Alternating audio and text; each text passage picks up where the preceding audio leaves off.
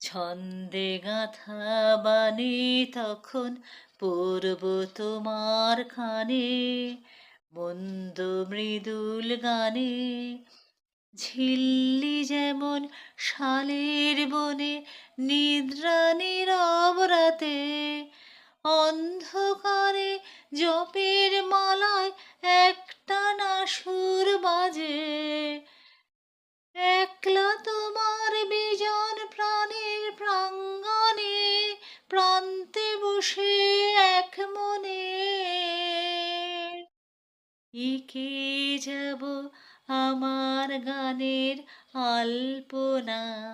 আনমো না, আনমো না তোমার কাছে আমার গানের মাল্যখানি।